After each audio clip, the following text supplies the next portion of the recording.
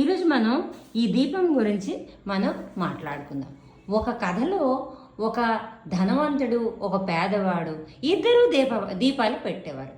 ధనవంతుడు స్వచ్ఛమైన నేతితో గుడిలో పెట్టేవాడు, పేదవాడు వీధిలో చిన్న దీపాన్ని వెలిగించేవాడు. ఇద్దరు కూడా చనిపోయారు. చనిపోతే ధనవంతుడు కూడా కొంచెం ఎక్కువ స్థాయిలో పేదవాడు ఆదరణ పొందాడు. వెంటనే ధనవంతుడికి కోపం వచ్చి, అదేమిటది, నేను సముద్రం లాంటి నేను ఆ ఒక్క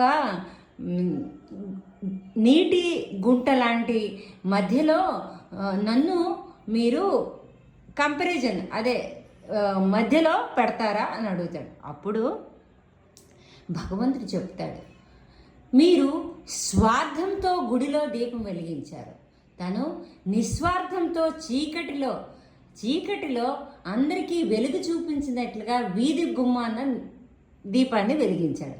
అయితే అక్కడ దీపం అనేది అవసరం.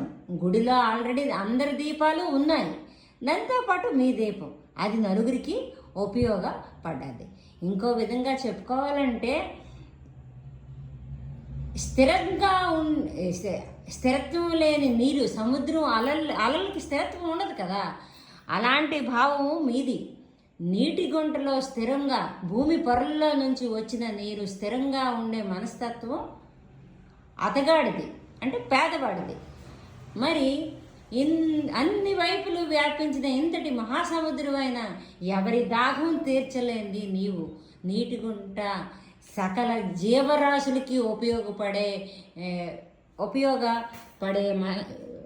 ఉపయోగపడేది ఈ యొక్క నీటి గుంటలో నీరు. అయితే సముద్రం ఈ విధంగా అప్పుడు సకల జీవరాశులకి ఇస్తుంది. ఇంకొకటి ఏంటంటే కుల మత ధన మన ఏమిటి ఇవన్నిటికీ వదిలి మట్టిలో కలిసిపోయావు. కుల మత ఏమైనా నువ్వు తీసుకెళ్ళవేటి, నీతో పాటు నువ్వు ఏమీ తీసుకెళ్ళలేదు, మట్టిలో కలిసిపోయావు. గర్వంలో మర్మం మరిచితివి మానవ, నీ ఒక్క గర్వంతో మర్మమే మరిచిపోయావు. ఏంటంటే మట్టిలోనే కలిసిపోయావు. ఇంక ఇవన్నీ కూడా ఇంకా నీకు గర్వమే ఏమిటి, నేను ధనవంతుణ్ణి, నేనెందుకు ఆ ఒక్క పేదవాడికుండా తక్కువ స్థాయిలో ఆదరణ అనేది ఇక్కడ పొందాను.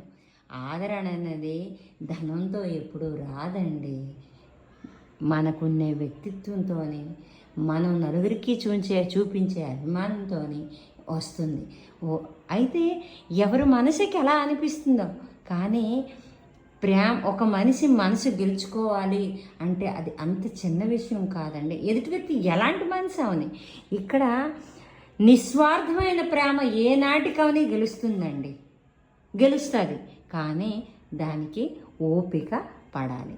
అయితే ఇక్కడ మాత్రం ఏంటి, దీపం తాలూకా మర్మం పేదవాడు పెట్టినా, ధనవంతుడు పెట్టినా, గుడిలో పెట్టినా, ఇంట్లో పెట్టినా భక్తితో పెట్టేమా లేదా.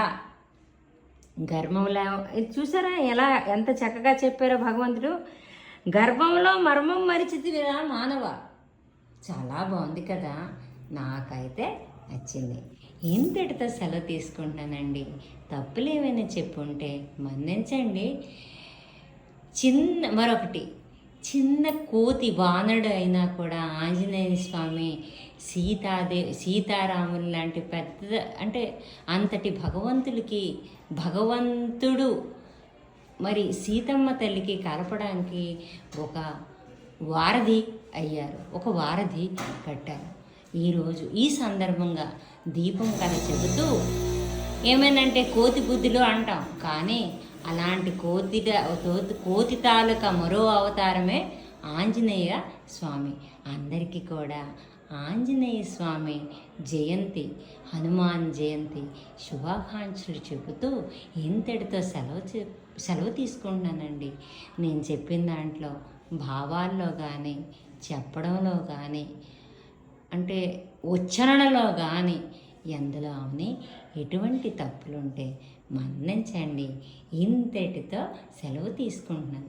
ఇదండి దీపం తాలూకా అర్థం, పరమార్థం. నమో ఆంజనేయ.